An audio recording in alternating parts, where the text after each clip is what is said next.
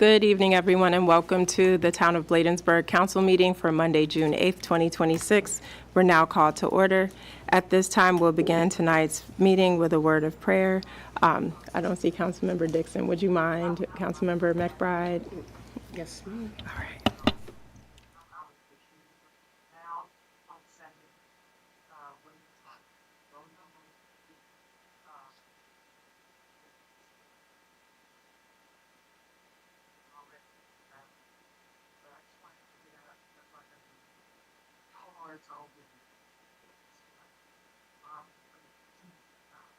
Thank you, Councilmember McBride. At this time, for those that are able, please stand for the Pledge of Allegiance.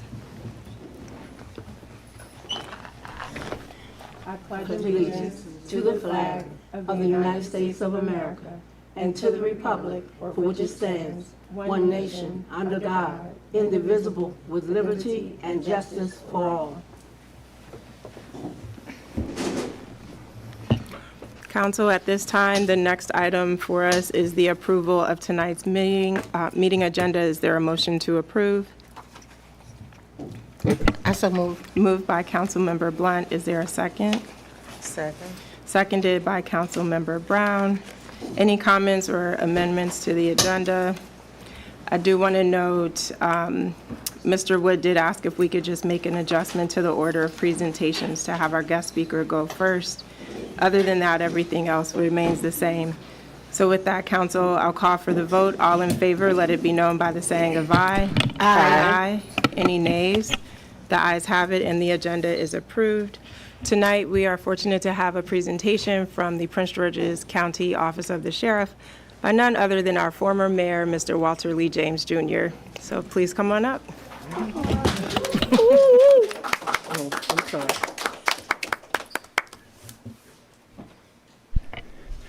Good evening. Good evening. Good evening, Mayor and Council. My Mayor and Council, I should say. It's good to be home, and to those in the audience, as well as those who are experiencing this meeting through a virtual experience. Good evening to everyone. As stated, my name is Walter James, and I have this distinct honor to serve as a Director of Community Engagement for the Prince George's County Office of the Sheriff, under the leadership of what I like to say the best sheriff on this side of heaven, Sheriff John D.B. Carr. And I say that not just because I work for him, but because he takes a holistic approach to law enforcement and to community policing. We are the law enforcement arm of the courts, but he believes there's more to it than just doing evictions, giving out warrants, doing extraditions, those things that we do. But is having me here as community engagement director to engage with the community, to educate the community on the work that we do. There are a few things. I know I have 3 minutes, and Sean has already told me he put me on the timer. I do want to share several opportunities where we, as the Office of the Sheriff, can engage with the community as well as with our local leaders. First, we have the Sheriff's Athletic League. That's focused on our youth. We are currently partnering right now with the Bladensburg Salvation Army. With Sergeant John, who allowed us to use the gym. Right now we're doing volleyball, so if you know anybody, young, old, young at heart, who is interested in playing volleyball, we meet there on Saturday mornings from 10 to 11. That's a time to engage. It is more than just about the sport. It's about that mentoring, that leadership, that engaging and making a difference in the lives, mainly of our young people as well as our seasoned individuals. Also, we have something called the Silver Circle. This is a time where we meet with our seasoned citizens, where we talk about fraud and scams. You know that our elderly community, our seasoned community, a lot of times fall victim to a lot of these frauds and scams that are happening. And we go out as a sheriff and we talk about and give them tools, educate them on things they can do to avoid those. Then we have a Youth Explorers program, that focuses on our middle schools as well as high school students. If you're interested in going into law enforcement, you can avail yourself to that. And then if you want to know more, because I only have 3 minutes, I invite you all to be a part of our Sheriff Citizens Academy. This is an academy similar to our Bladensburg Police Academy that we have here in the county's public police academy. It educates you and gives you an overview of the roles and responsibilities of the Office of the Sheriff. Many individuals don't know. They see us all the same. They see the police department and they see the Office of the Sheriff. As I stated earlier, the Office of the Sheriff is a law enforcement arm of the courts. So when we show up, there are orders from the courts, whether that's evictions, whether it's warrants, whether it's extradition. So if you try to flee and go to California, we go to California to get you and bring you back here. So you can be aware. So there are a lot of things that we do in the Office of the Sheriff, like I say, the law enforcement side, but Sheriff Carr is really focused also on building that community piece as well. And if you want to get more information, I haven't provided it all tonight, we have an app for that. So I encourage you to go and download. If you have an iPhone, which is working, you can go to the App Store and download the PG Sheriff app there. And if you're truly blessed to have an Android, as I do, you can also go to the Google Play Store and download the app as well. And you can get a plethora of information that we have about the Office of the Sheriff. But again, Mayor and Council, thank you for this opportunity just to share just a little piece of what we do as the Office of the Sheriff. But you all give out food. Oh, yeah. Oh. That's why I love my council member from Ward 2. I do live in Ward 2. Thank you so much, Councilmember Marilyn Blunt. We do a the sheriff is big on collaboration, and that's a big our philosophy. You cannot get anything done in the community without collaboration. So we, in December, during the Christmas time, we have our public safety food basket program, where all law enforcement comes together. That includes the police, that includes Homeland Security, our fire department, the Office of the Sheriff. All of us come together to provide food baskets, and one of our major stops, signature spots we do every year, we come to Emerson House. And now that I've been on board, I make sure we keep coming to Emerson House every year. And the media comes and they really film it. And it's great because we know we deal in our area, in a lot of areas throughout Prince George County, with food insecurities. So providing those meals can be very essential. But thank you so much, Councilmember, for reminding me to bring that up as well. And again, Mayor and Council, thank you so much for always welcoming me back home. Thank you. So just two quick things, because Yes. I believe I overheard you the other day saying the next Silver Circle will be in Bladensburg. Yeah, we are working on the Silver Circle. We're still trying to confirm that date. Okay. Mr. William Steen, one of my staff members, he oversees that. And I spoke with him today, and they're still trying to work to confirm that date later. Once you have it, could you please circulate that to us so we can get it out to the senior residents in Ward 1 and Ward 2 so they can participate? Absolutely. And one of the things we're going to do, and I put this on myself, to ensure that we're effectively communicating any events we have, whether that's the Sheriff Athletic League, whether it's the Silver Circle, whether it's our Youth Explorers program, when we get that up and running, make sure we share that so you can disseminate that to the community. I can definitely do that, Mayor. Thank you so much. And final point I just wanted to mention, the captain, he's new, a tall Caucasian gentleman. I met him at the 330th anniversary for Prince George's County. Captain, or is it Assistant Sheriff? And what is his role and responsibility, maybe? I think he's an assistant sheriff, but anyway, the point being, he offered the resource that when we do warrant sweeps, because I know we do that periodically, that they could be a partner just to support the men and women of our police department if we reach out. So I just wanted to note that for Interim Chief Frischkorn. And I also provide for the council as well as the community. If you have any information you want to engage with the Office of Sheriff, again, my name is Walter James. I can give you my county cell phone number that you can reach out to me. That's 240-286-6570. Again, that's 240-286-6570. If you prefer to email me and put it in writing, my email is wjames, that's wjames@co.pg.md.us. Again, that's wjames@co.pg.md.us. Thank you so much, Mr. James. Thank We you so much. appreciate you.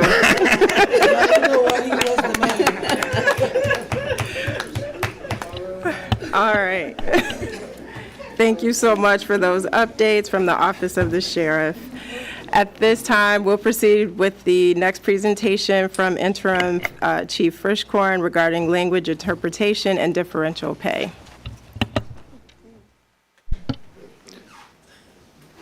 Good evening, Mayor and Council.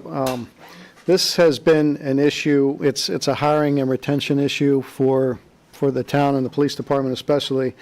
We have 12 employees through the town that speak other languages, and this has been something that's been brought up over the last at least 4 years since I've been here, to offer some type of language pay, because it benefits the town, it benefits the residents.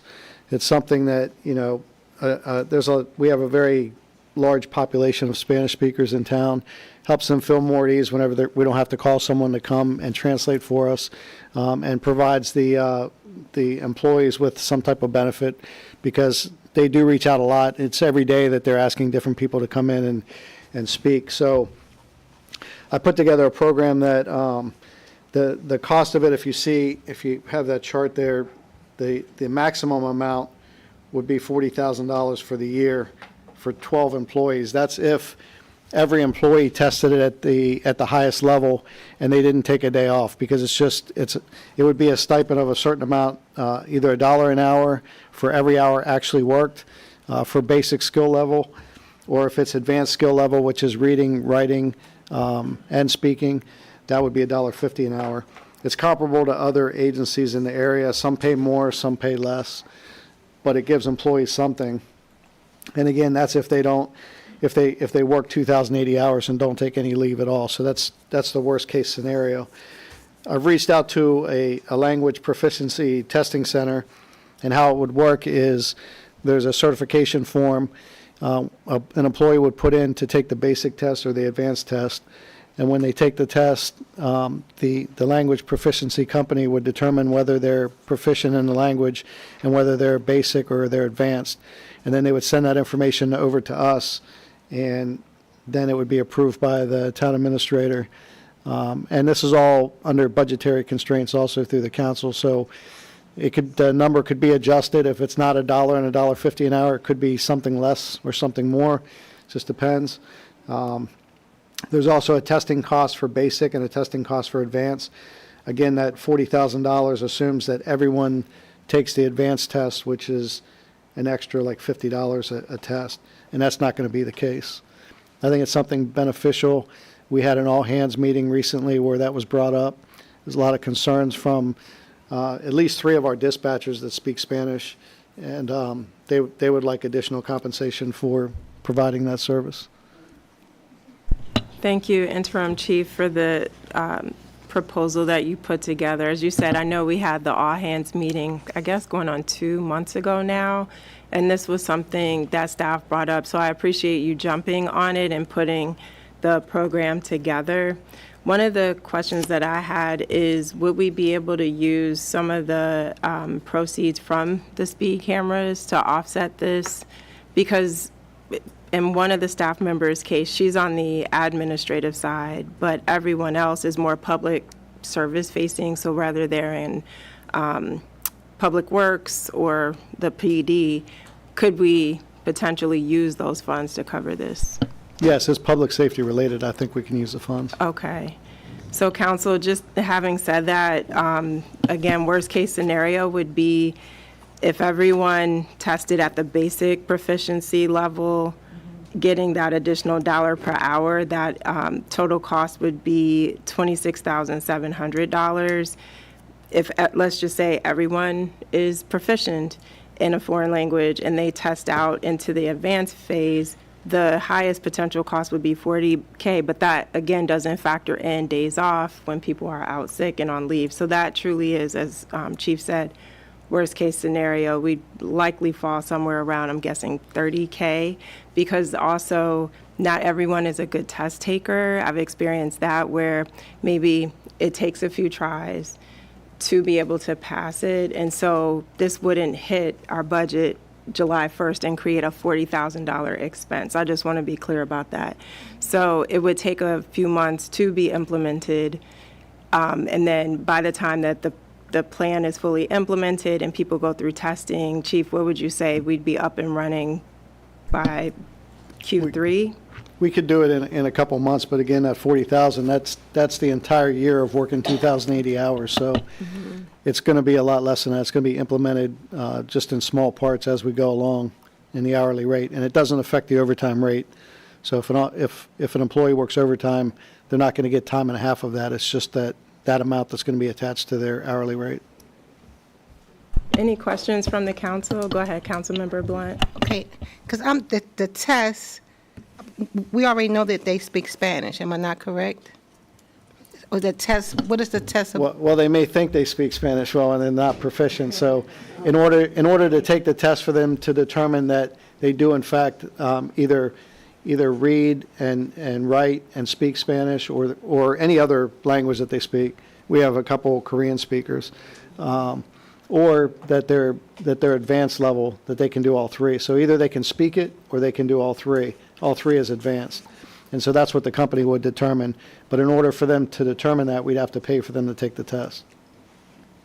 And Councilmember Blunt, the reason it's important because I could be conversational, but that doesn't mean I'm proficient enough to write my report, or translate into the report and write everything out at that advanced level. But just because you're not at advanced doesn't mean you shouldn't get some benefit if you're even able to Well, I be. know about the benefits, but Yeah, but the class. Okay. That's what I was speaking. Okay, Because I gotcha. do know that when French is broken French or something, and Spanish, is that considered broken as well? French is broken Creole. Right. I don't know, I just thought that that's something that a lot of them do speak Spanish, because and why did they have to go to class for it? But, Oh, no, that's it's not me. going to class. It's just to be tested, so the town knows That they can do it that, without being sued. yeah, are we going to Okay. pay you advanced, or are we paying you at the basic level? Because it's not fair if you're proficient, you can read and write well, but we're only paying you the lower amount. So we have to keep ourselves from being sued, we have to make sure we're basing that ranking off of something, some went sort to of school. metrics. So it's just the test, it's not that they're going to necessarily learn it. Test, gotcha. However, we do have the professional development dollars, and if someone wanted to learn a second Language, they language and can. become proficient, that would be a professional development opportunity for them. As Chief said, well, I know you're fluent in Spanish. Yeah, I'd also like to add that I've had employees come to me recently when they knew that I was going to present this and say, well, what if I want to start learning it? So it's encouraging people to learn it. And another thing is when we're in a law enforcement setting and we're getting information from someone, this is something that you could be certified from the company to say, yes, they do speak Spanish, so that when you go to court and they argue, well, you didn't understand what they were saying, you translated it incorrectly. No, I have a certificate. I was tested by a legitimate company, so that helps out also. That is helpful. Any other questions, Councilmember Brown? Yeah, no, just real quick, as a matter of fact, I was going to ask about the speed camera funding, if it would be able to pay for it, and that was good. And then I see on here, too, that we do have some who speak Korean and Nigerian as well. So they would test for those languages as well, for proficiency. Okay. If, assuming they want to apply Well, for it, yeah. yes, they want But to. this is just saying who would be Yes, eligible. yeah. And it is good that we have, out of our, 45 employees, what is it, Vito? 48, that we do have 12 who are bilingual. We don't have any French speakers, and that is a challenge, because we do have some French-speaking immigrants as well. But all in all, I definitely think it's a great idea for us to move forward with this. So, Town Administrator, do you need a formal motion for the council to pass the differential pay, or given that this would be part of the personnel policy, do you need to go back and amend that and then bring it to us for a vote?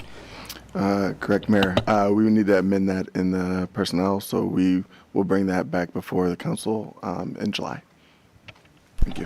Perfect. Thank you, sir. I have a question, Mayor. Sure. Councilmember Dixon? Interim Chief, why did you base it on a $1 or $1.50? What was the reason for $1? Just to come in, like Prince George's County pays $1,400 a year, which is, if they work, they're not going to work the full 2,800 hours, or 2,080, I'm sorry. Park Police, they pay $1,400 plus $750 plus $250, depending on what proficiency you have. Hyattsville has a language incentive. I don't have what their number is. Riverdale Park pays $2,080 a year, which is $1 an hour if they were to work the 2,080 hours. And then Tacoma Park, they used to have that. Now they pay $2 an hour for basic and $2.25 for advanced. I forget, that was kind of high for the town, so a good in between. I thought $1, $1.50 was a good amount.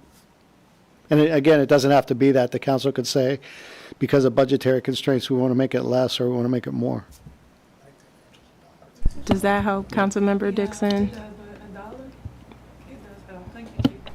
I mean, we can see how this starts and go from there, but it's still It's still an increase, yeah, and recognizing the skill set. So, and then also to Chief's point, we can use funding from the speed camera revenues. So I think just to be conservative out the gate, see how it goes, and then what sort of feedback we get from staff and from the chief. You had a comment, council member? One thing, and we could probably take consideration on this also, do we have anybody that knows sign language? Not that I know of, but I included that in there because it is something that could be useful. Okay, yes, please. And then I did see for that exam, it would go through Gallaudet University, Yes. which is great. Yeah. All right. Thank you, council, for the discussion there. That concludes the presentations for tonight's meeting. The next item we have before us is the approval of the May 11th council meetings. Is there a motion to approve? I so moved. Moved by Councilmember Blunt. Is there a second? Second. Seconded by Councilmember McBride. Any corrections or comments regarding the minutes? Hearing none, I'll call for the vote. All in favor, let it be known by the saying of aye. Aye. Any nays? The ayes have it. Thank you so much. At this time, it is the point in our meeting where we hear from our residents with public comments. Mr. Reinhardt, you have the list? I do. Perfect. Mayor and council, we have 3 residents signed up. The first one's going to be Ms. Susan McCutcheon. Susan, you need to be in the committee. Susan McCutcheon, I live on Spring Road. Good evening, Mayor and Council. I would, a note about languages. I majored in the cave days in French, Spanish, and Italian, and I was relatively fluent. But if you asked me today, and I would be like, conjugate, what? Which Spanish is so much like Italian. Whoops, wait a minute. So, yes, being tested and knowing and being able to is a whole different thing. I want to bring up something of concern. This is from Senator Augustine's highlights information. The Trump administration and ICE are engaging in unconstitutional and illegal actions in Maryland and across the country, engaging in a campaign meant to instill terror in immigrant communities. SB 245 prohibits formal 287G agreements between local jurisdictions and federal immigration authorities, allowing law enforcement to stay focused on local community safety priorities and maintain trust within the communities they serve. Recently, there was a meeting, in fact, last week, of the PG Immigrant Rights Collective and ICE Watch I was at, and a couple of other folks were there. And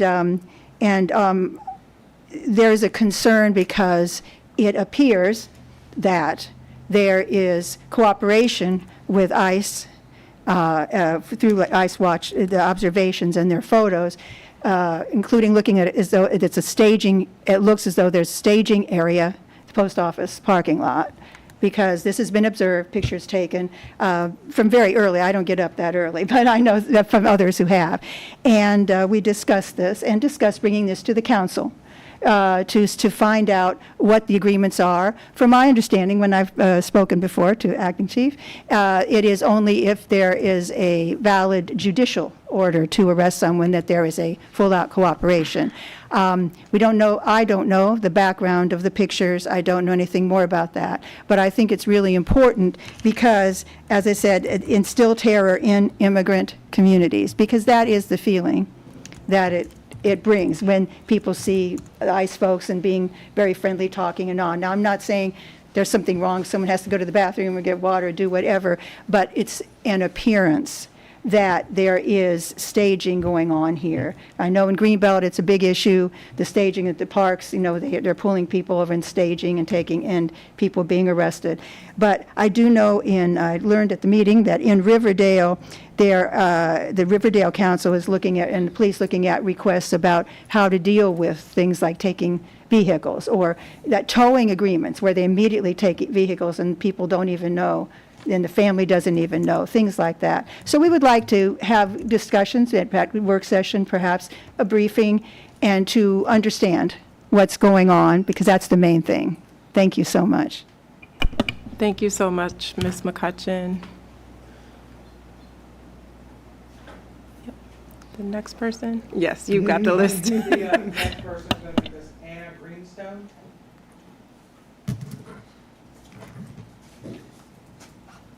I'm going to continue the theme that Susan brought up. Thank you. And Mayor James, council members, thank you for giving me the time to speak.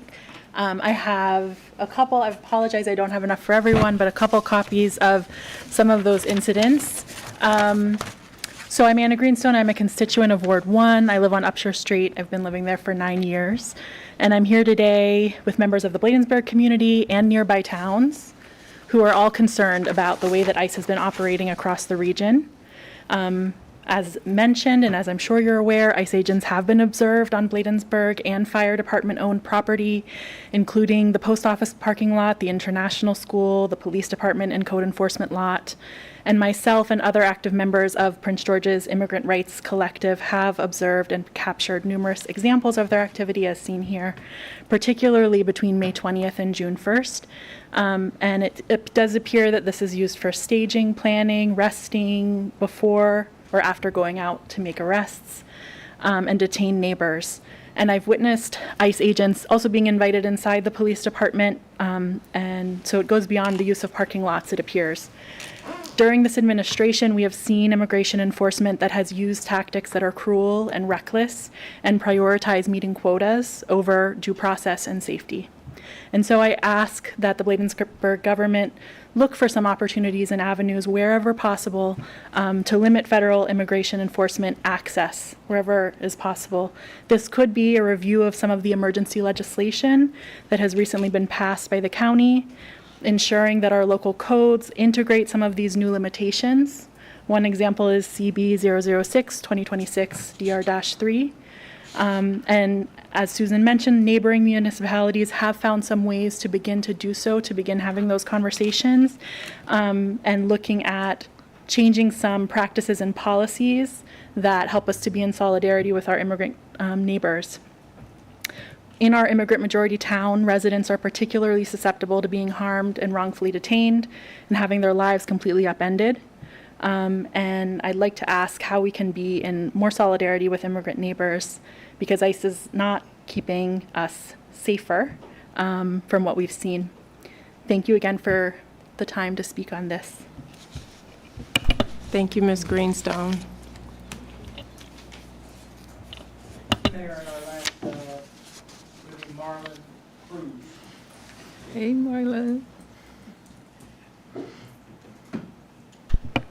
Good evening, everyone. Thank you so much for the opportunity to speak. Good evening, Mayor and Council. And it's a pleasure to meet our new town administrator, interim town administrator. I know that other municipalities in Prince George's County can sometimes have a difficult time finding good administrators. And I think we have a difficult time keeping them because they're so good that they have to spread their wings, right? So I know how that is. I am a resident of the town of Bladensburg for many, many years in Ward 1 on Quincy Street, and I come and share as well these concerns that some of my neighbors are sharing. I am from Guatemalan descent, a proud immigrant who has grown up in the town of Bladensburg, but also lived in Guatemala for a while. So I share these concerns. I was made aware of these happenings today. I understand that there's a lot of difficulties, especially with federally owned land. Of course, there's nothing that, I think that there's nothing that we can do on federal land, right? But as a town, I think that there are different avenues that a municipal legislative body can take. There are opportunities and even challenges that we can make towards the current standards. 2 years ago, I asked the mayor and a council member to make the town a sanctuary city, and she did not agree that this would be a good idea because it would make us a target. Unfortunately, that is true, but the worst part is that we already are a target. We're in Prince George's County. We're right near from Donald Trump's home. Like, I work in D.C. I see the National Guard at every corner. And there's laws that we have that are stopping that from happening here. And sometimes a performative action is just what the community needs, not necessarily to protect us, but to make us feel welcomed, to make us feel at home, because this is a home that we pursued, not necessarily but by choice, but by the circumstances that people are experiencing back at home. So I really appreciate the moment to share this very emotional topic to me. This is very close to home for me. I live in a mixed resident household. I have grown up around that all the time. I have family members who are at risk of just losing everything that they've known, lived here for the past 30 years, worked all their lives, paid taxes, and yet here we are, right? So I really appreciate it, and I really hope that we can all work together to improve the lives of our residents. Thank you. Thank you so much, Marlon. I'm sorry, Mr. Cruz. I can't call you Marlon, not little Marlon. All right. And Mr. Reinhardt, is that the last speaker for tonight? All right. Thank you all so much for bringing your concerns to the residents in a similar fashion. We will follow up with how we can move forward in a collaborative fashion. Personally, I'm not a fan of performative action because I've lived in town for over 20 years. And as a resident, I've seen some of these children go to school with my daughter who are undocumented. And so I don't do performative because those kinds of actions jeopardize people's safety. I think what we can agree on is we will look at the situation, we will get the facts, and we will, as a body, discuss with our professionals that we have on staff and make the right decision. But what we won't do is an emotional reaction because this situation is far too serious to play those kinds of political games. I'm seeing it play out in the media. And people get political points, I guess, for these media interviews, but this group of women here, we care too much about the people in our community to take rash, unjustified, and irrational actions. And so we will do the right thing for this community. Everyone may not agree with it, but we will do what we can within the law to keep our community safe. So with that, we will move on with the agenda. That concludes public comments, and we're now into the work session review. Mr. Wood, I'll turn it back over to you to do the quick recap for us. Thank you very much, Mayor and Council. Just to recap what was discussed at the work session earlier this evening, we talked about the 52nd Avenue update in partnership with the State Highway Administration, what that would look like, and next steps that we will be taking. We spoke about the 58th Avenue Community Garden update, what the challenges were there, what we will be doing to move that project forward, and some potential partnerships.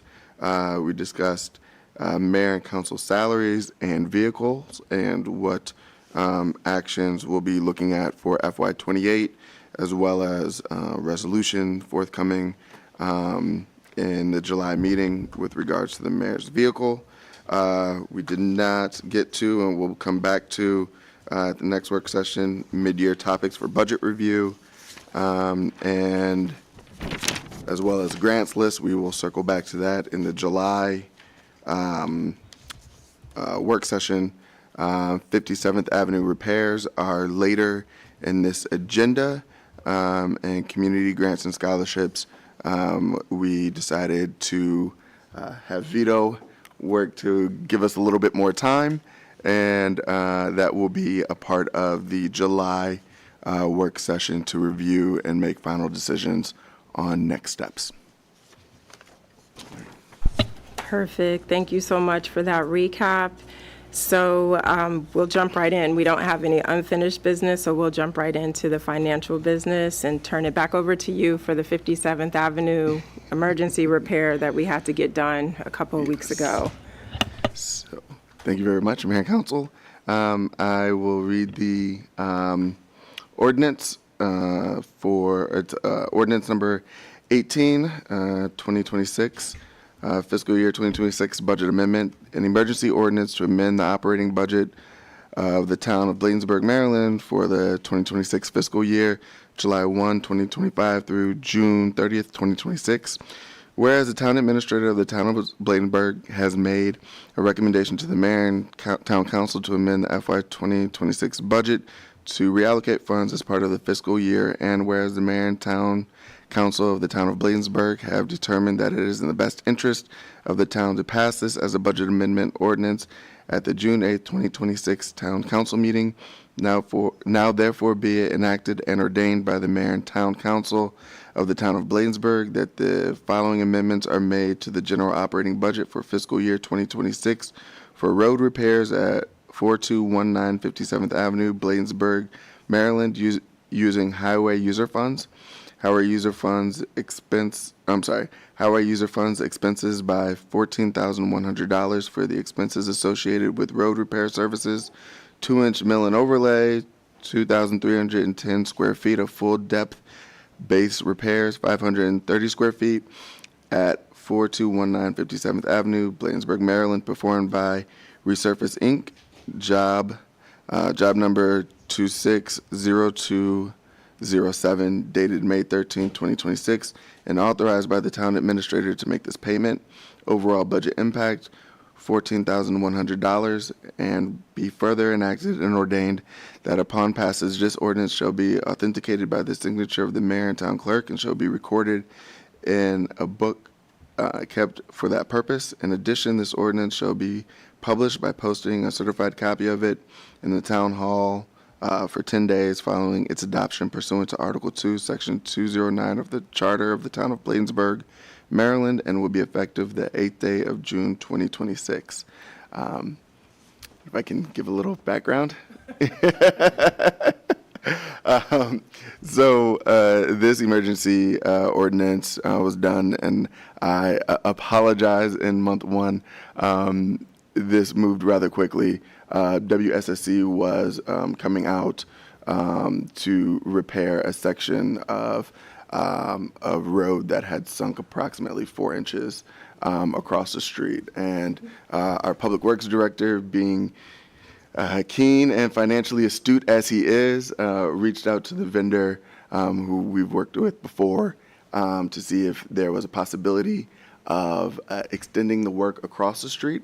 Originally, he tried no cost to see if they would just do that for us. Unfortunately, that did not work. So we moved forward with this repair. There was, I'm sure many of you drove by right outside the high school there. There was some tremendous work that needed to be done. It was becoming a true safety hazard for a street that's traversed quite a bit.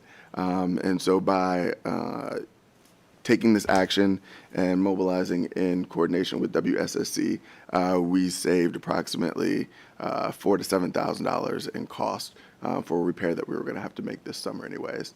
I apologize for not being able to get this in front of you in time, but it was definitely a cost-effective move for the town for something that was going to be done later this year. And we appreciate that once you realized it, you reached out to us immediately to say, this is what happened, here's what we did, I apologize, but here's the solution, and here we are with the ordinance.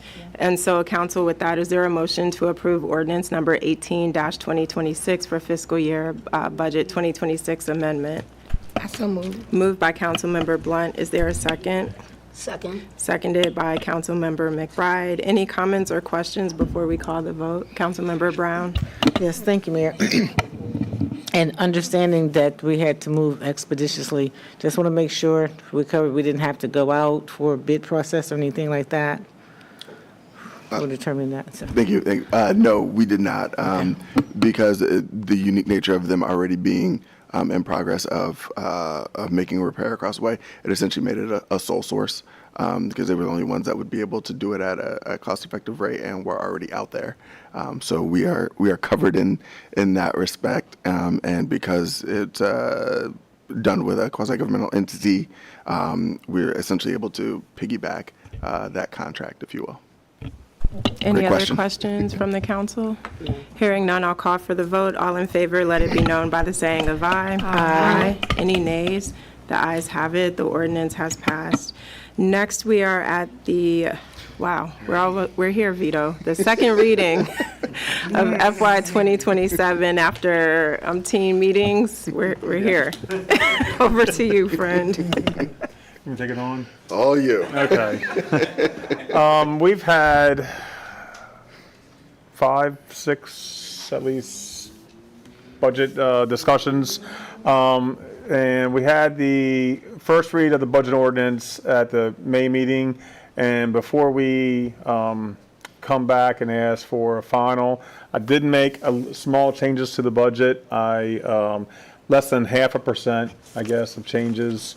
And as we get, close to the end of this fiscal year, you get better and better information, so it's a last time to look at everything. And what I had to do is I reduced the revenues by $240,000 because we are seeing lower than expected personal property tax assessments.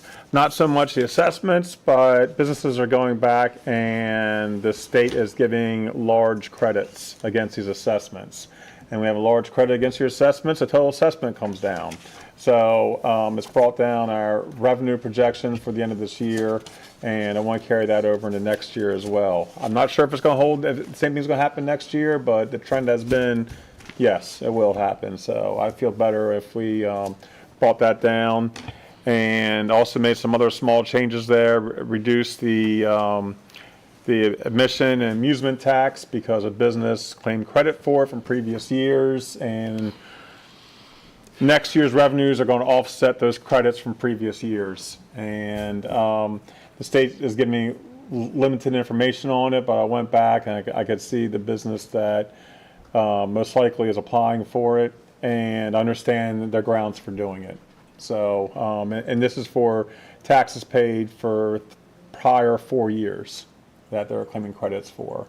And that will take out that $5,000 revenue item. And also reduce the business license revenue just based on the current fiscal year, this current fiscal year and the previous fiscal year as well. I would feel better if I just decreased that just for comfort's sake, more than anything. But I think it's more realistic if I bring that down somewhat, even though we have the department inspections. I'm just looking at the total numbers, and I'd rather bring that down. And also reduce the funding for police grants by $20,000 since we're not going to get one of the overtime grants extended into next year. We heard in the legislative update that the state is not going to be, expanding or continuing some programs. I'm not sure if this was going to be a continuation program versus we've had for the last 2 years. It's not going to be renewed this year. So the total revenue reduction is $240,000. So how's that going to be offset? Well, it's going to be offset with some compensation, some savings in compensation. And that can be offset in next fiscal year. And that's carried mostly through public safety, through the command structure and changes. And we also have some money left in there for promotions and other things as well. And also within there, I want to pull that out, but I kept it in as a funding for the 2 COPS positions, the COPS funded positions, which if you remember, we got approval for 5, and it pays just over a third for the entry level salary and benefits. And I kept 2 of those positions in there. So, so it's not a large change in the budget overall. It's less than, it was less than 2%, but still it's, as we get closer to, the end of this fiscal year, get better info and better info and better info. And, it's kind of like I shut the door on it.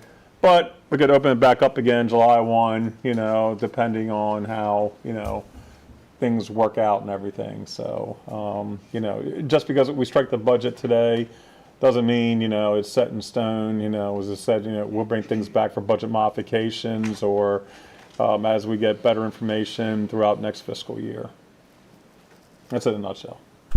Perfect. I'm glad Sean have time on me.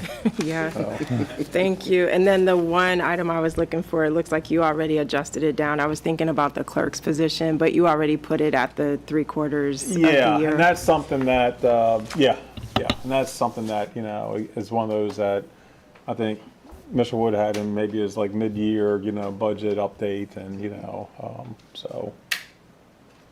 Perfect. Council, any questions for Mr. Tonelli? All right, so, a comment? Sure. Mr. Vito, I just want to say thank you again for such a clean and clear budget this year. Thank you so much for the hard work that you have put in. Thank you. So, Mr. Wood, I won't punish you by asking you to read the full budget ordinance. Do you want to just read the abbreviated, since it has been fully posted legally, we can read the title and the prefix to it and then go to the vote, if that saves your, yeah. Thank you. I came prepared this time. No, yeah, that's right. Absolutely. So we are at the second reading, June 8th, 2026, proposed FY 2027 budget ordinance number 18, 2026. An ordinance to levy the real property and personal property tax rates and appropriate and adopt the operating budget of the mayor and town council of Bladensburg, Maryland for the 2026 fiscal year of July 1, 2026 through June 30th, 2027. Perfect. Thank you, sir. Council, is there a motion to approve proposed FY 2027 budget ordinance number 18-2026? So moved. Moved by Councilmember Blunt. Is there a second? Second. Seconded by Councilmember McBride. Any comments or questions before we call the vote regarding the ordinance? Councilmember Dixon? Mr. Vito, does this include the Pepco poles? I see public utilities and railroads. Yes, That's yes, okay, yeah. thank It includes the business personal property tax for the utilities to run their poles and transmission lines. That's included as part of their property assessment. Perfect, So, you know, like the pole is, how much are poles now? 15,000, 18,000 replaced? Yeah. When I took out one, it was only 5,000, but, you know, so it's, Thank you. but, and also the, you know, the lights that I think Petco wanted $10,000 to replace, you know, so it's a lot of personal property. And also the rail lines going through town. And we had a rail incident 2 years ago that took a long time to clean up. So it's, you know, the utilities, you know, they are, you know, are very visible and part of town, so it's. Thank you. yes. Thank you for confirming. Any other comments or questions before calling the vote? All in favor, let it be known by the saying of aye. Aye. Aye. Any nays? The ayes have it. The budget ordinance passes. Congratulations, everybody, and to the staff after many meetings. Finally. Well done, well done.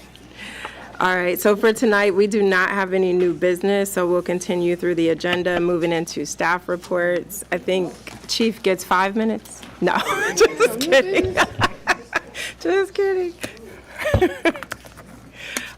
So let's see, we'll begin, well, Mr. Hall is not here, so we can skip PW unless you wanted to highlight any things. If not, we'll go to code enforcement. It's your call. Only thing I'll highlight, and thank you, Mayor and Council, I'm sure you guys have been driving around and seeing the hard work and investment that council made a few months back with the new street signs. They look fantastic, yes. And so just wanted to highlight the work that they've been doing, getting that done in the midst of getting all of the other standard day-to-day things done. Thank you for that, Mr. Wood. They're coming to Ward 2. There was a comment about Ward 1 having them. They're coming to a Wardwood neighborhood near you, Ward 2, that is. Okay, thank you for that update. Next, we'll move on to code enforcement. Mr. Reinhardt? Chief, I think you should control the remote for him. What do you think? Make sure he actually starts it. I have sometimes it's just, you guys. I have a brief code report tonight. Just wanted to bring up some recent activities we did. The GovPilot application has been working out great. This past month, we've received 3 complaints. Within those 3 complaints, our average closure time is about 3 days. We've continued with our apartment inspections. We issued a stop work order to 5314 Taylor Street and 5106 Upshur Street, both for building without permits. We assisted the Public Works Department with 3 abatements, 5409 53rd Street, 5300 Taylor Street, and of course the vacant lot across the street. One of our biggest things we have out now is we actually have a Bladensburg Code Enforcement newsletter. So we're going to be pushing this out probably quarterly, and basically what it is, it addresses some of the key things that we see over the past several months, to include anything from lawn maintenance, since we're in the spring, summertime, to mattresses not being covered. And I have to give special thanks and kudos to Officer Kelly Asuji. He's the one that came up with this. He's done it very good, very, very good. He's actually reached out to the chief recently about doing almost like a newsletter for them also. So he is a valuable asset. It also gives you information on how to download the new GovAlert program with some QR codes. So it will be going out in the town's newsletter. Also, we also are going to be make sure that we have copies here in Town Hall. And actually, whenever we issue any violations out, we're actually giving them to the residents so they have a copy also. So that completes my report. Thank you. Any questions? Any questions from Councilmember Blunt? Your microphone. We're going to copy that as council. But no, if you can, if you could send that through my email, I can make sure that the residents, each one of them, get a copy. I will make sure you have it for you leave out of here today. Okay, thank you so much. Thank you. Okay. Councilmember Dixon. I feel really good about this newsletter coming from code enforcement. Now it's going to move on to the police department. I can see that we're moving forward and not backward. Also, we updated our Bladensburg app. So, Sean, you want to talk about that a little bit? Sure. We do have a new Bladensburg app for reporting. It's called GovPilot. You can actually download it on your Android or, again, Android phones, or Apple phones. That concludes your time. My last 2 seconds. It's very easy to work through. It actually allows you to add and insert pictures and everything. I think it's going to be very helpful. And it actually helps Public Works, Police Department. So it's for reporting anything, potholes, trees down. So. Also, Mayor Sean, can you let the residents aware that the Bladensburg app is down, is out completely? Yes, I forget the name of it. That's how I believe it's called, like MyGov, or it was basically the Bladensburg app. It might have been GoGov. It's no longer in use. We're not using that once we've switched over to the GovPilot. It now replaces that. And it's a whole lot better, and it will streamline everything. I think you'll find it a lot more user friendly. So That one, it's not working. Thank you very much. My Bladensburg app. I don't know why I couldn't remember that, but yeah, Also, my basically- Bladensburg app is no longer working and functioning. It's now the GovPilot. And he has a QR code. Yep, we have so a you can QR scan code it. and everything. And if you want to, I don't know if you have an app phone, but I'll make sure you have the information before you get out here today. Android. Okay. Okay. Sounds great. So we'll have some folks scan the QR code at the end of the meeting. All right, moving right along. Mr. Tonelli, we have not heard enough about the town finances. Can you please give us the treasurer's I was report? about to say, Mr. Suju was walking through and I saw the newsletter in his hand. I said, let me see that. And we're working on it. It's like, wow, so I'm going to have him do a treasurer's newsletter too. And on an Android app. So it's,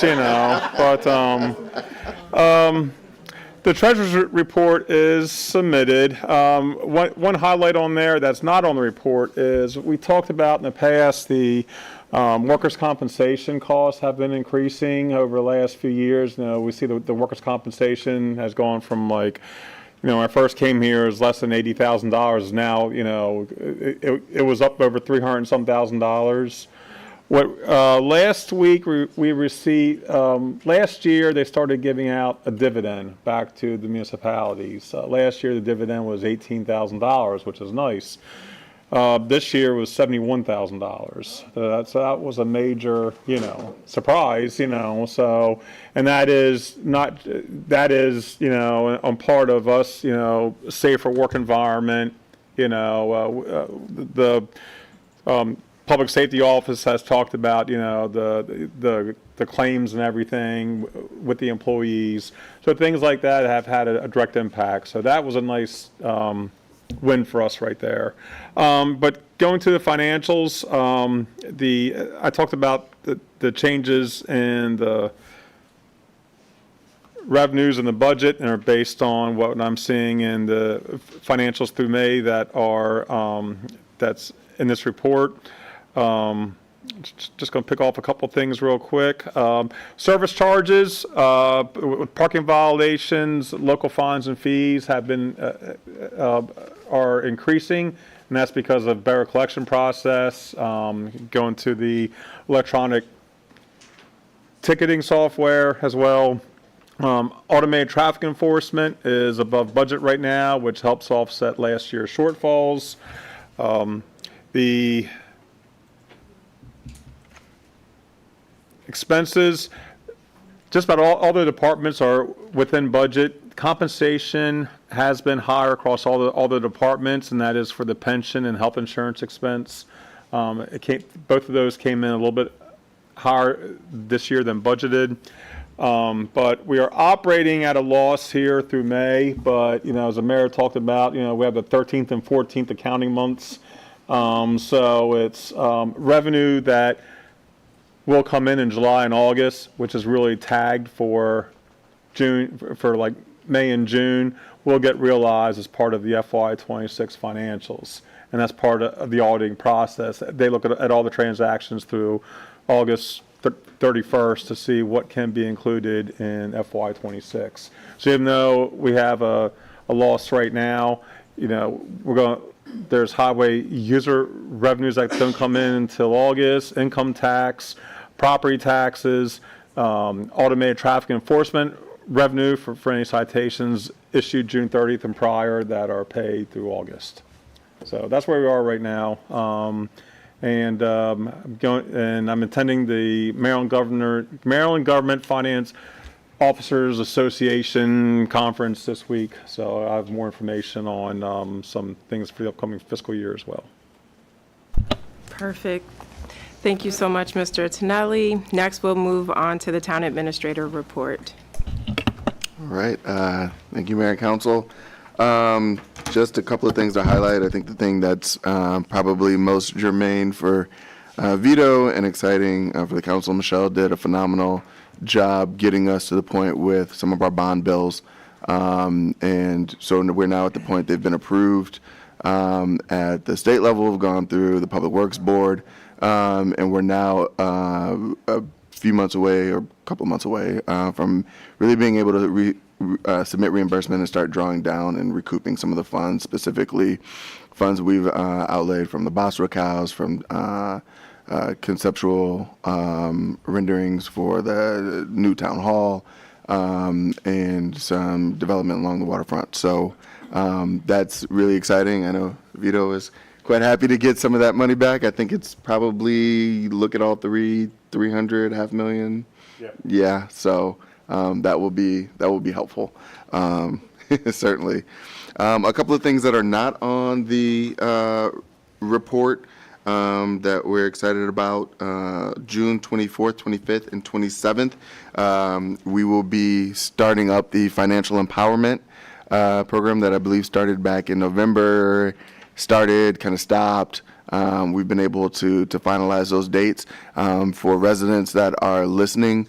It is a financial empowerment class that in this program can accept up to 40 participants, and if it's completed same day, you'll receive a $200 voucher to Giant. And so we thought, it's very exciting. One of the things we thought that would be really important, we're trying to reach out to some of our schools here in town, and specifically some of our counselors that might know some families that They're talking about services from the sheriff's office and food insecurity. So any of our families that might have some young people that might be experiencing some food insecurity this summer, really kind of encouraging them to participate in this program. So we're really excited about that. Also, we have a potential intern. So more details to come on that, but it might be potentially one of our explorers this summer. So that's very exciting. And with that, looking at and establishing an internship policy, just so that we have some guardrails, expectations around what that program looks like, consistency amongst, or for the experiences of some of our young people that might have the opportunity to intern with the town. And that's part and parcel of what you'll see in July, which will be a work session that will have a topic around some of our internal policies. Just wanted to bring forth a number of policies that we have been working on as a team around procurement, fund balance, a lot of kind of internal operational things, but are paramount to making sure that we stay ready, as we were advised to do, to move some of our legislative and projects forward in the upcoming year. Thank you. Great. Any questions for Mr. Wood or comments? I just have one question that I'm not sure about. Thank you, Mayor. Mr. Woods, in regards to the interns, do we give them a stipend? I'm not sure. Yes, we would give them, similar to modeling the SYEP model. So yes, and I think they're paid, if I remember correctly, $15, which is the state minimum wage, and they're allowed to work, Maryland law says, up to 30 hours, and there are a few other specifics. Yeah. So where in the budget does that fall, Mr. Tinelli? We can pull that from contractual services. Okay. That's going to make the most sense. Whether or not they are going to work the hours required to put on payroll or not. If it's for part-time positions, sometimes it's just easier to make them contractual. Thank you. And then last question to Mr. Woods, in regards to the financial program that's coming up, right? Yes. Is there a capacity? 40 slots right now, slots, okay. and we'll see if there's a part two. Okay. Sorry, and this is in collaboration with Prince George's Community College. I want to make sure that they get all due credit as well. I saw the flyers, so. Yes. Thank you so much. Back to you, Mayor. Thank you. Sure, Councilmember Brown. Thank you. And with the financial, the classes that are coming up, so there's a $200 incentive. Is that, and where is that funding coming from? That's coming from the Prince George's Community College. It's the partnership that we have with them. I am blinking. I mean, they're on funding it. Yes. No, it's not coming from the town. That's all. Yes. All right. Any other comments or questions? Fantastic. Next is the Police Department report. Chief Frischkorn. Good evening, Mayor and Council. I'm going to go over a brief overview of the public safety update. So violent crime, property crime and violent crime continues to be down 75% from between April and May for violent crimes, 24% down for property crimes. We still have a trend of theft from autos and stolen autos in town. To address that, I had a detail set up, and actually in the first week that we had the detail, we caught several people. I believe it was 3 arrests for a stolen auto, and these kind of trends tend to be one person or a group of people until we catch them and stop the trend, and so hopefully this will put a dent in that. We used our SAT team, and they did a very good job in that week of that detail. Just some of the highlights on, we did a lot of recent initiatives and events. One of them was I went and attended the Domain Fitness and Performance. It's a club, and it's referenced to the boxing grant. It's one of the clubs that we're going to be using. I was very impressed with the staff there. One of the owners took us on a tour there and showed how they interact with the youth and the different things they do there. I was very, very impressed. I think that's going to work out well. Coming up in June, on the 10th, we're having Coffee with a Cop on Kenilworth Avenue at 3801, so residents who want to go to that, it's at 10 a.m. On June 13th is the anticipated kickoff for the Bladensburg Police Department boxing program. The kickoff's going to be done at 7600 Barlow Road at the Rookie Rumble that they have, and it's hosted by the Prince George's County Athletic League, the Rookie Rumble, so seems like a good place to kick that off. We have on the 25th coming up, we had rescheduled the Citizens Police Academy, so that's the first day of the Citizens Police Academy. So we're looking forward to that. If there's anyone that's still interested, I don't think it's too late to join. Acting Lieutenant Goins, as you know, has resigned from the police department, and he got a position as Chief of Police for the Oxford, North Carolina Police Department. His first day was today, so I reached out and congratulated him on his new position. The department's been sending people to a lot of different trainings. I already talked about one of the notable incidents was they were working on a crime suppression detail dealing with the trends of the theft from autos, and they made 3 arrests. That was up on 57th Avenue near Emerson. Sergeant Ramirez and the CAT team, she started an initiative called Walk with a Cop. Kind of like Coffee with a Cop, but you go on a walk with the police. It puts you in a better atmosphere. You're walking around the block talking about issues that are in the neighborhood, and that's something that then we can work on to address those issues if they bring something up. So I thought that was a good initiative that she started. And that's it. And that's all. It's amazing, from the first meeting, you thought it was just a suggestion and kept going. Like, what is that noise? And 10 minutes later, oh, that was for me? No. Thank you so much, Interim Chief, for that report and for the efforts that the agency is undertaking to continue reducing crime. I'm glad to hear how SAT is being deployed, especially this time of year where there's the uptick in the car thefts and things like that. And also glad to hear about Walk with the Cop. I think that's going to be a good initiative too, so that people feel more comfortable talking to the officers, knowing them by name and face, and not feeling afraid because they're just this random person in a uniform. So we appreciate all those efforts. At this time, that concludes the staff reports. We'll continue on with the mayor and council reports, beginning with Ward 1, Councilmember Brown.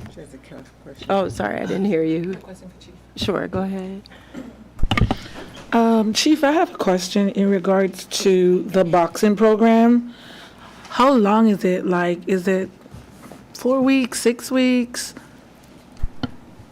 I don't know how long the program is. We have 2 different grants for the program. We got the one for $78,000 from the governor's office, and then we got the one from the federal government for $450,000. So we're using part of it for the equipment that we've ordered. We've already ordered the rings and different things like that for the program, treadmills, and then there's other ones that's going to be for operational costs. So we're still looking at that. I'm not sure how long the program runs for. I'm still coordinating with Ms. Montfort from the CAT team.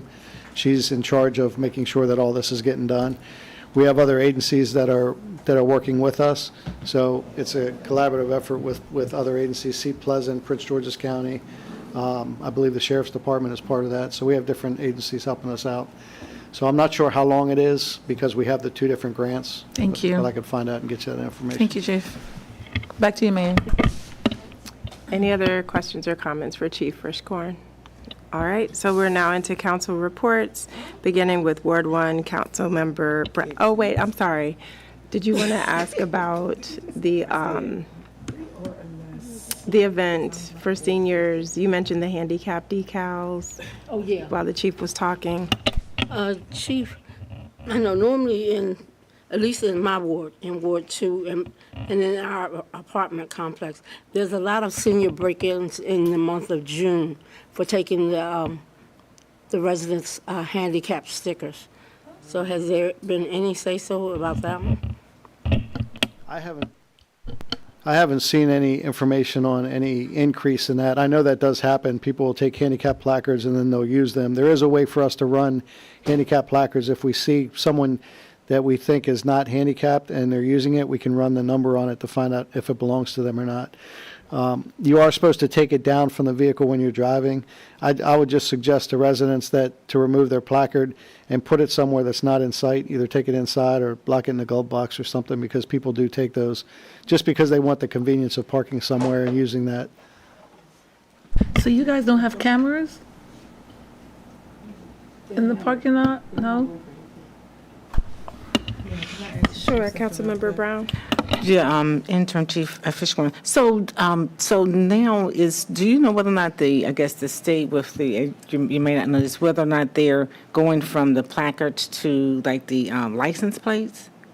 Or am I just imagining it, or has that happened? Not that I'm Or is it just a aware good of. idea? Is it? I mean, you can have handicap tags, and if you don't have that and you just have the placard, that gives you the same right to park in those spaces. Oh, no, I'm just saying to. So I don't know if that's a replacement, in other Yeah, words. I was saying to kind of reduce the rate and people trying to break into the cars because, but then they'll try to take. Then they'll just take the tags off the car and use those. Yeah. I think a lot of the seniors do it so when they ride with someone, they can take it out and they can put it in their car when they go out. That's why I put a heavy wall. Any other I do have a questions question. for? One more, a question. Do you think that, well, I know we can have more police presence late at night, just riding through the parking lots? I mean, like the driveways? I mean, they used to do it Of the senior before. buildings? Yes, please. Yes, we could do that. I've Thank also you. encouraged the officers to walk through the senior buildings too. Just, even if it's during the day or at night, it doesn't matter. I want them to stop by and I don't want the CAT team to be the only ones that are going. Everyone's responsible for community policing, so I want all the officers to get out of their car and especially go up there in the senior buildings and just say hi to people. Okay. Any other questions for Chief Frischkorn? All right, so I think now we will move on to mayor and council reports, beginning with Ward 1. First on our list is Councilmember Trina Brown. Good evening again to everyone, and thank you all for tuning in. I just want to say once again, just thank the staff and Mr. Vito for just the hard work with this budget session here. I mean, because there's a lot of work and a lot of effort that goes into it, and we really appreciate it, especially when it gets down to us and with us having our audits and making sure that we're having clean audits and all that stuff. And we have the audits annually, so that's very important for municipalities. And continue to thank our staff, police department, code enforcement, public works, for just an amazing job that you all to continue to do. And as we say, because we do live here in the town of Bladensburg, so it impacts and it affects us every day. I want to remind everyone that, hey, please remember to register to vote. Early voting is starting June the 11th through June the 18th, so don't forget to vote. And voting day is June 23rd, so remember to get out and vote. This is a very important election because you can be the change and make a difference. So get out there and make sure that you vote. And you can go to the Board of Elections website if you want to find out all the details, because you can even register to vote on the day of and even during early voting time. So that's very important to remember that. As I continue to just to attend the host of meetings and everything, I just want to what is this? We're in the month of June. Ooh, we're almost about to go. Yeah, almost about to go on break. So I just want to just say, just encouraging everyone, to continue to just participate and be a part of the solution, part of the solution. And we're here for you as the town council, as the mayor council. So thank you so very much to our residents for coming out. Yeah. Thank you, Councilmember Brown. Next, we have the report from Councilmember Kalisha Dixon. Thank you, Mayor. Good evening, residents. Good evening, everyone. Good evening, council. Before I begin my report, I just want to take the opportunity to thank Lieutenant Goings for his service to the town of Bladensburg and wish him all the best in his new role. Okay, so I had the opportunity to attend the Prince George's 250 block party and the Maryland 250 Citizens Academy Awards presentation. I am proud to share that the town of Bladensburg was among the, I think it was 7 or 9 municipalities that got recognized. 7 Prince George's County municipalities collectively received 9 Citizens Award grants. And I was honored to represent Bladensburg for this presentation. This grant was given to us for the Citizen Academy program, and this program actually is for our residents, where they will learn how the local government function in terms of how public safety work, learning about planning and development, and not only that, but to connect with our council and our staff as well. So I was blessed to attend that event. I attended the Memorial Day ceremony, PGCMA mental health event, Councilmember Trina Brown, and CBC CRF. That's my report. Thank you. Thank you so much, Councilmember Dixon. We'll shift over to Ward 2 with Councilmember McBride. Councilmember McBride does not have a report except for one. I did help with the fundraiser with Delegate Fennell and Julian Ivy here at the Bladensburg Recreation Center. And that ends my report. Thank you so much, Councilmember McBride. Councilmember Blunt, over to you. Councilmember Blunt, Ward 2. I had the pleasure to attend the Portstown's meeting, and it was very interesting.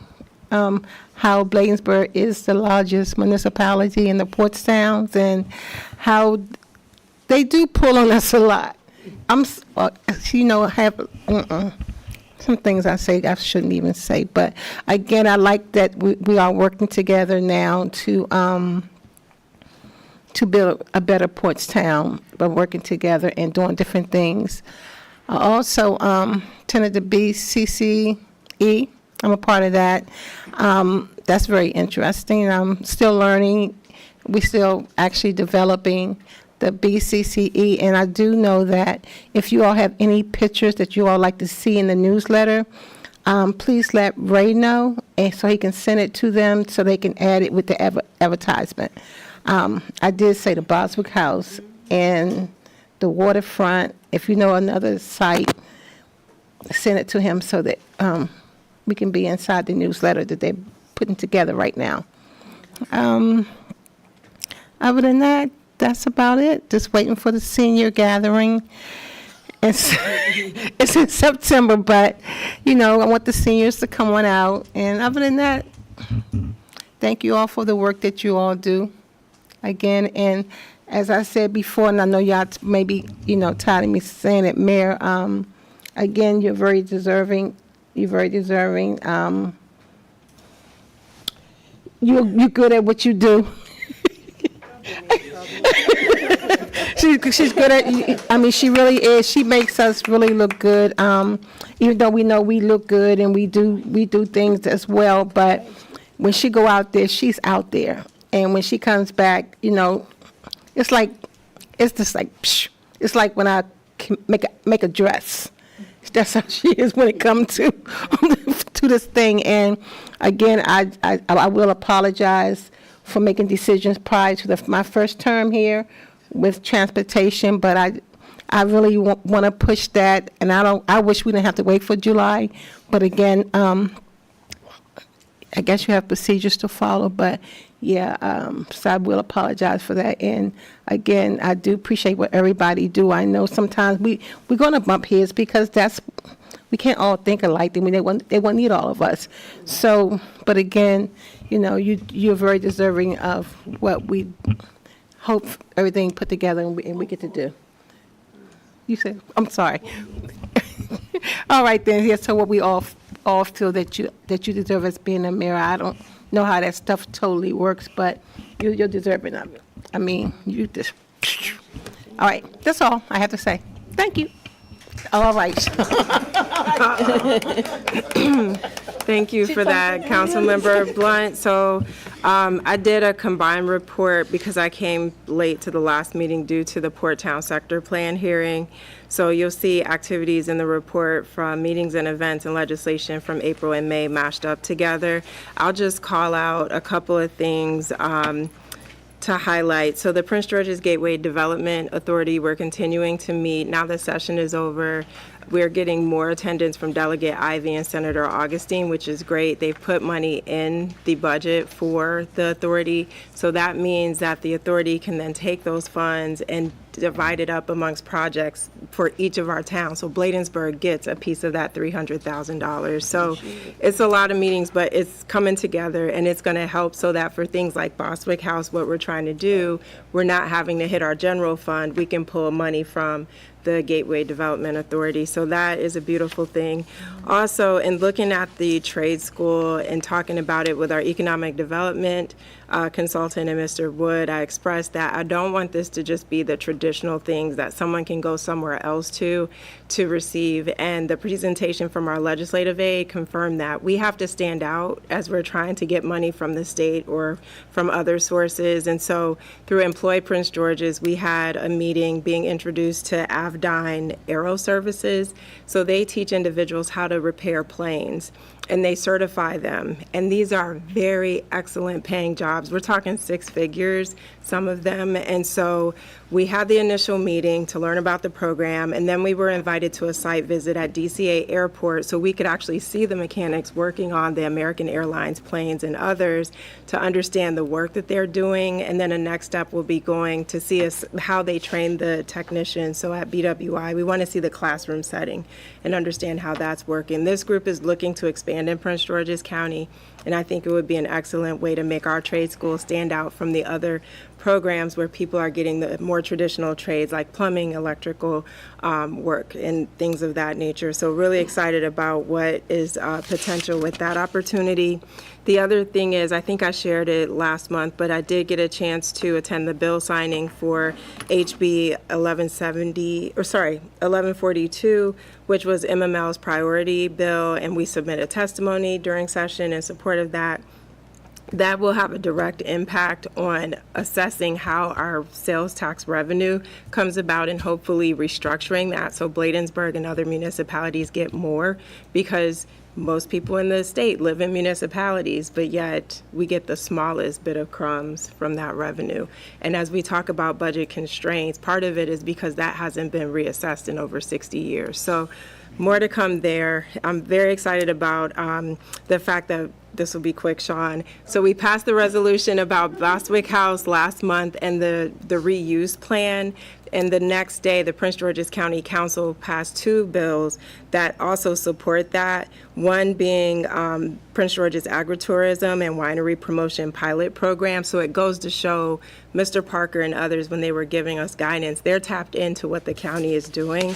And then the other piece of legislation is about rural promotion for agritourism. So what this council decided upon is right in line with what the county council is doing, which puts us a step above others. Again, so we show the synergy when it comes to requesting funds on behalf of the town. So with that, thank you all. The written report is online. There are no other items for tonight's agenda other than adjournment. Is there a motion to adjourn? Mayor, I just have one reminder. Oh, yes. July 2nd, fireworks. Yep. 6 p.m. to 9:30 at the Waterfront Park, celebrating the 250th, I'm not gonna say 250th Semi-quincentennial. of the Just break up. Semi-quincentennial. There you go. That's it. What she said. So the celebration of the fireworks and 6 to 9:30, and get there early, right? Get there early. Space does pack up. We're gonna have pretty much entertainment, vendors, and everything out there at the fireworks, so please come out early. And I will say, given that we're celebrating the Maryland 250th, we'll have members of the State Commission there, and we may have a very special VIP there, so get there early. Get there early. So with that, any other announcements before we adjourn? Oh, parking, yeah, we got you. With that, I'll call for a motion to adjourn. Also move. Moved by Councilmember Dixon. Is there a second? I second. Seconded by Councilmember Blunt. Any comments or questions before the vote? Hearing none, all in favor, let it be known by the saying of aye. Aye. Any nays? The ayes have it. We're adjourned. Thank you so much for joining us. I'm sorry.